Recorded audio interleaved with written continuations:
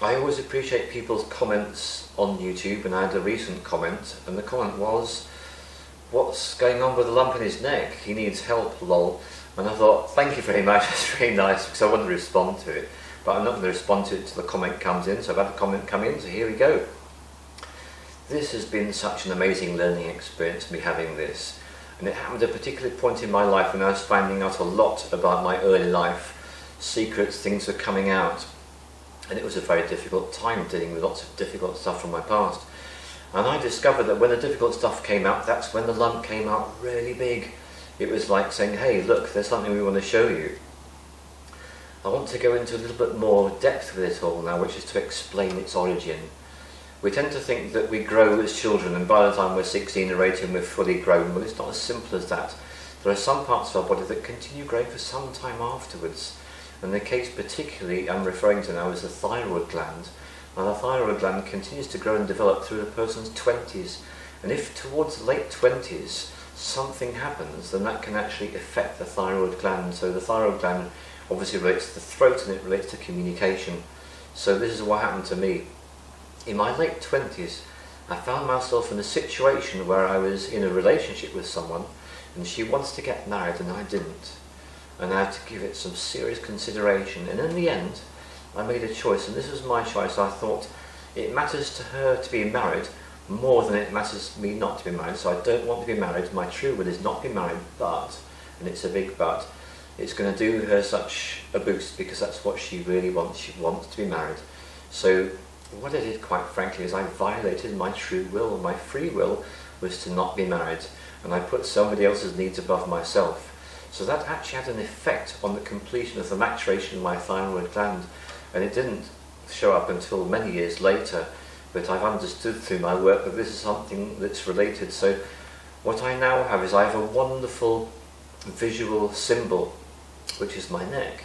And the thing about this lump in the neck, and those of you who have seen lots of my films will notice this, it goes up and down like a yo-yo, and it all depends on what's going on in my life.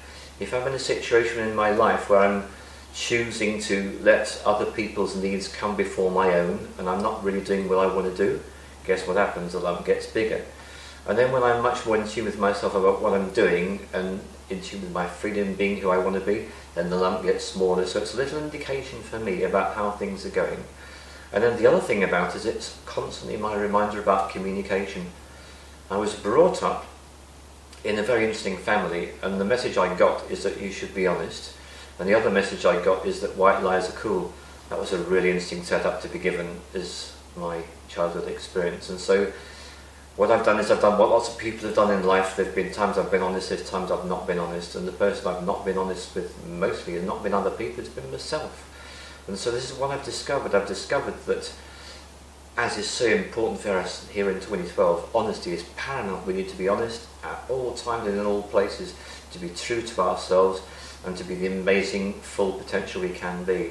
So if I'm not speaking my truth, then guess what tends to happen? The lump tends to get bigger. When I start speaking my truth, guess what? The lump starts to go down. So it's my constant day by day indicator about just how honest I'm being with myself, with other people. And here's the other option we have. Sometimes it's not a matter of you're saying the right thing or you're saying the wrong thing. It's not simply a matter of saying something honest or something dishonest. Sometimes it's a matter of speaking your truth and just being quiet. And that's been one of my tendencies. There's times I just think I won't say anything, I won't rock the boat, I'll just keep quiet. You may find it hard to believe watching my films, but sometimes I am actually like that with people I know and love. And it's another reminder, hey, you're here to speak your truth. So that's the other thing it's for. It's here to remind me to speak my truth. So thank you, person who gave me that comment. That's your answer. And it's all part of me, and it's all part of my life. And this is the message I have. I love my life, and I love it more and more as each day goes by, because hey, it's 2012, hey, I'm still alive. I've been through all my experiences and I still am alive. And I'm so excited to be here in this year and to watch it unfold in the way that only we're going to find out, because hey, you remember what I've said before, none of the prophecies have any clue what's going to happen after this year. Nobody knows. That's because we write our own future, all of us.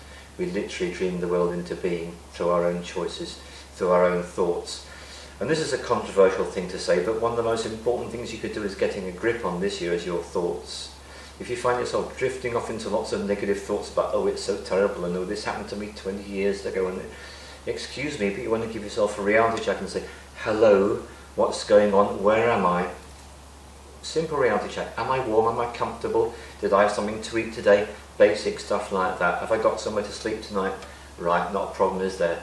This is the way to deal with yourself if you find your thoughts going off onto tangents that aren't helpful to you when you start to drift into negative places. Just quick reality check. How does my body feel? Am I warm? Am I comfortable?